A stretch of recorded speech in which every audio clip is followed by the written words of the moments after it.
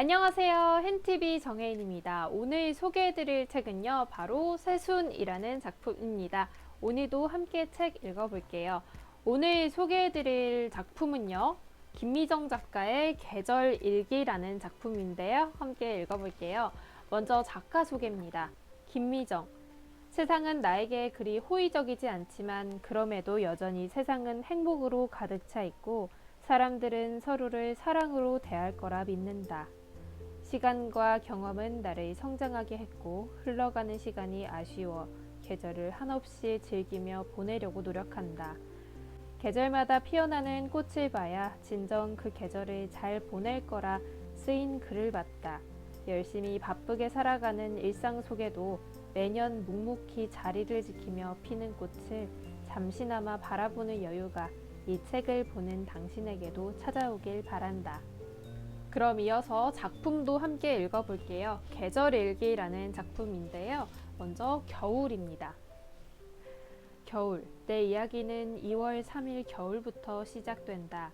세상을 만난 건 시리도록 추운 날이었다. 그토록 추운 날씨에도 이리저리 날 감싸는 따스한 손길에 마냥 울기만 했을 거다. 여름에 태어난 사람은 추위를 많이 타고 겨울에 태어난 사람은 더위를 많이 탄다는 말이 있다. 과학적 근거가 있는 말인지는 모르겠지만 클수록 더운 날보다 추운 날이 차라리 좋다 싶을 때면 역시 겨울 아이가 맞는구나 하고 객적은 생각을 하게 된다. 우연인지 필연인지 1년 중 가장 기다리는 날을 꼽으라면 나는 주저없이 크리스마스라 답한다. 항상 화이트 크리스마스를 기대하지만 12월 25일에 꼭 맞춰 하늘이 눈을 내려준 일은 참 드물다. 뭐 눈이 내리면 더 좋은 거지. 그냥 크리스마스 자체가 좋다. 그쯤 되면 거리는 반짝이고 캐럴이 울려 퍼진다. 같이 다닐 사람이 없어도 그저 그날의 분위기가 좋다.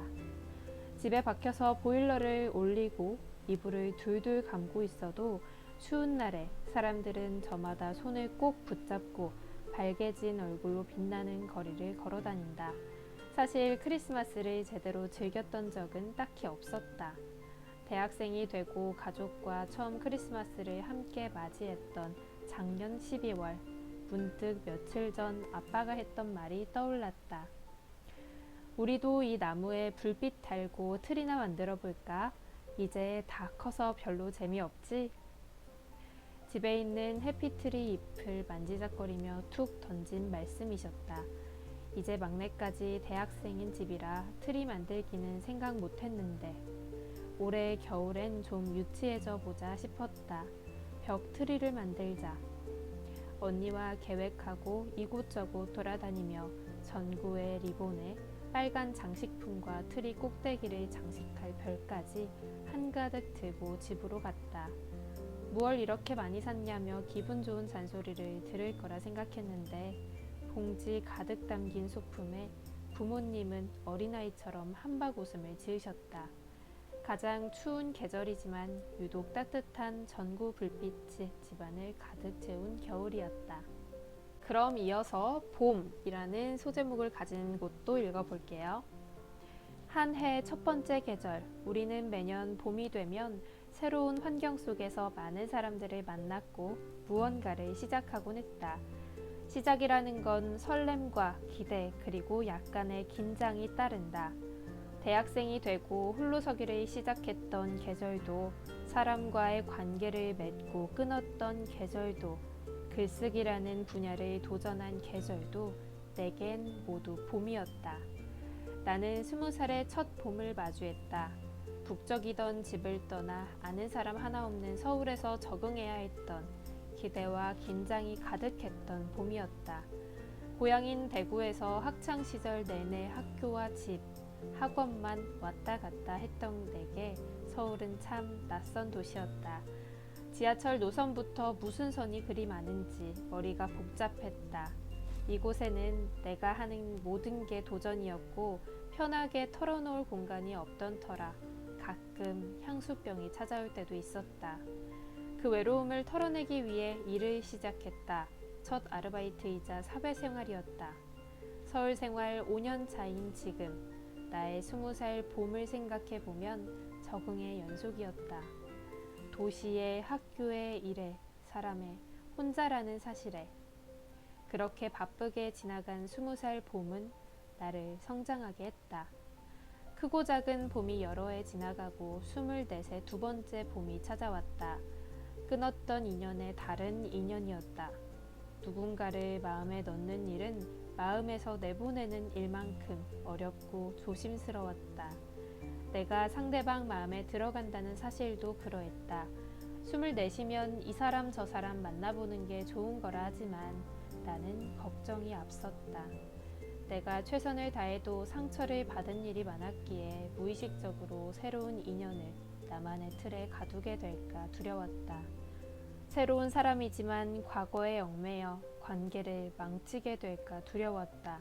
그런 내게 새로운 인연은 봄바람처럼 살랑살랑 천천히 불어왔고 늦봄에 새로운 시작을 한 우리는 어느덧 여름을 지나고 있었다. 그리고 지금 세 번째 봄을 맞이했다. 글을 쓰는 일 그리고 책 한 권을 만드는 일로 설렘과 기대로 가득 찬 봄이다. 나는 현재가 행복하든 복잡하든 마음을 전달하는데 글만큼 좋은 방법이 없다고 생각한다. 기억은 사라질 수도 있지만 글은 절대 사라지지 않는다. 언제든 꺼내볼 수 있고 충분히 생각한 뒤에 내 진심을 전달할 수 있어서 좋다. 인생의 한창 때를 비유적으로 봄이라 한다. 우리는 봄을 보내왔고 살아가고 있다. 또다시 다가올 봄이 어떤 모습일지 모르지만 봄이니까 봄만큼 모두가 진정 행복하길 바란다. 네, 다음 소제목은요. 여름이라는 소제목을 가지고 있는데요. 함께 읽어볼게요. 길을 지나다 보면 누군가 내 손에 종이 한 장을 쥐어줄 때가 있다. 아이를 찾습니다. 나는 아이의 얼굴과 특징을 훑어보고 종이를 반으로 접어 가방에 넣으려다 괜히 다시 한번 펼쳐 몇 번이고 다시 본다. 누군가는 주머니에 손을 찔러 넣고 무심하게 지나친다. 하지만 훗날 내 손에 종이가 들려있을지도 모르는 일이고 어쩌면 우리가 종이 속 아이가 되었을 수도 있다.